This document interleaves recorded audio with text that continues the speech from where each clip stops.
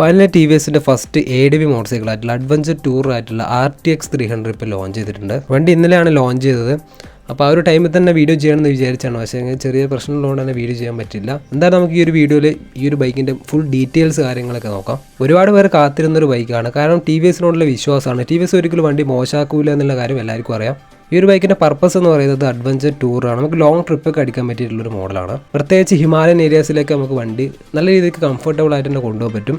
ഇപ്പോൾ സ്പിറ്റി വാലി, ലേ ലഡാക്കിലൊക്കെ പോകാൻ പറ്റിയ നല്ലൊരു ഓപ്ഷൻ കൂടിയാണ് ഈ ഒരു മോഡൽ. അത് തന്നെയാണ് വണ്ടീൻ്റെ ടാഗ് ലൈൻ കൊടുത്തേക്കുന്നത്. R4 റാലി, T4 ആ ഒരു ടൂർ, X4 എക്സ്ട്രീം, അതായത് RTX എന്നുള്ളൊരു ഫോമാണ്. ഫസ്റ്റത്തെ ഇംപ്രഷൻ വണ്ടീൻ്റെ ഡിസൈൻ തന്നെയാണ്.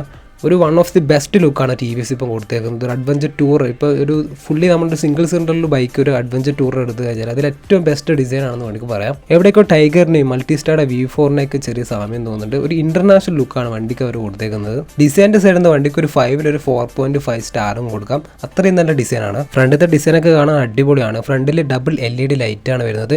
പിന്നെ വലിയൊരു വിൻസ്ക്രീൻ കൊടുത്തിട്ട് നമുക്ക് ടൂറിംഗ് ഒക്കെ പോകുമ്പോൾ വിൻ പ്രൊട്ടക്ഷന് വേണ്ടിയിട്ട്. ഫ്രണ്ടിൽ 41mm USD ഫോർക്കും ബാക്കിൽ അഡ്ജസ്റ്റബിലിറ്റിയിലെ മോണോ ഷോക്കാണ്. പിന്നെ അത്യാവശ്യം ടോളർ ആയിട്ടുള്ള ഹാൻഡിൽ ബാർ ആണ്. ഒരു വൈഡ് ആയിട്ടുള്ള അപ്രൈറ്റ് ആയിട്ടുള്ള റൈഡിംഗ് പോസ്റ്ററാണ്. നമുക്ക് ചെറിയൊരു ഓഫ് റോഡ് ഒക്കെ വരുമ്പോൾ നിന്ന് ഓടിക്കാനൊക്കെ അടിപൊളിയായിരിക്കും. വണ്ടിയുടെ സീറ്റൊക്കെ അവർ കൊടുത്തേക്കുന്നത് സ്പ്ലിറ്റഡ് ആയിട്ടുള്ള സീറ്റാണ്. റൈഡർക്കും പിന്നെ പില്ലനൊക്കെ നല്ല കംഫർട്ടുള്ള സീറ്റ് തന്നെ ആയിരിക്കും. ഒരു ടൂറിംഗ് ബൈക്കിന് സീറ്റിന് ഭയങ്കര ഇമ്പോർട്ടൻസ് ആണ്. നമുക്ക് ലോങ് ഡ്രൈവ് ഒക്കെ പോകുമ്പോൾ അടുപ്പില്ലാണ്ട് റൈഡ് ചെയ്യാൻ വേണ്ടിയിട്ട് സീറ്റ് നല്ല കുഷ്യൻസോടെ കൊടുക്കണം. പിന്നെ വണ്ടീൻ്റെ എക്സോസ്റ്റിലേക്ക് മാറ്റുന്നുണ്ട്. പലരും പറയുന്നൊരു കാര്യമാണ്, നെഗറ്റീവായിട്ട് പറയുന്നതാണ് എക്സോസ്റ്റിൻ്റെ കാര്യം. അത് അവർ ചേഞ്ചസ് വരുത്തിയിട്ടുണ്ട്.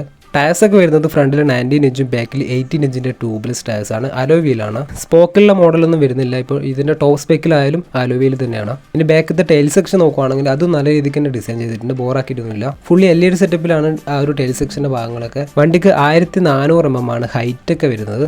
12.5 ലിറ്ററാണ് വണ്ടീൻ്റെ ടാങ്ക് റേഞ്ച്.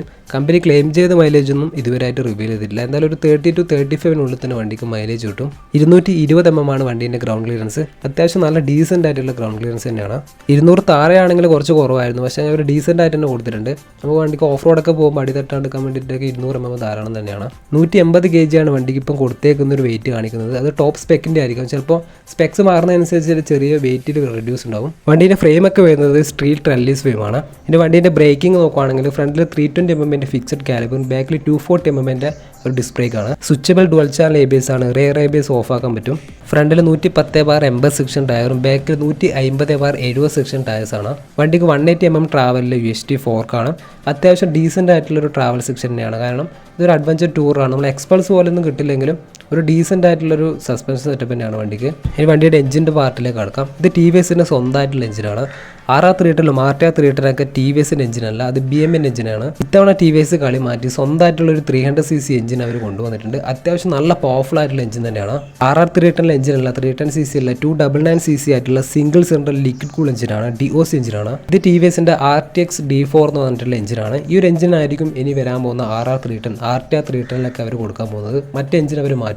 ഈ ഒരു എഞ്ചിനിലെ മാക്സിമം പവർ 36 PS ആണ്. 9000 RPM ജനറേറ്റ് ചെയ്യുന്നത്. മാക്സിമം ടോർക്ക് 28.5 Nm ആണ്. 7000 RPM ഇത് ജനറേറ്റ് ചെയ്യുന്നത്. ഈ ഒരു പ്രൈസ് സെഗ്മെന്റ് അല്ലെങ്കിൽ ഈ ഒരു സെഗ്മെന്റിൽ തന്നെ ഏറ്റവും പവറുള്ള ബൈക്കാണ്. ഒരു അഡ്വഞ്ചർ ടൂർ വെച്ച് നോക്കുമ്പോൾ KTMന്റെ അഡ്വഞ്ചർ 250യേക്കാൾ പവർഫുൾ ആണ് വണ്ടി. മാത്രമല്ല ആ ഒരു മോഡൽ ഇതിനേക്കാൾ പ്രൈസും കൂടുതലാണ്. പ്രൈസിന്റെ കാര്യം ഞാൻ ലാസ്റ്റ് പറയാം.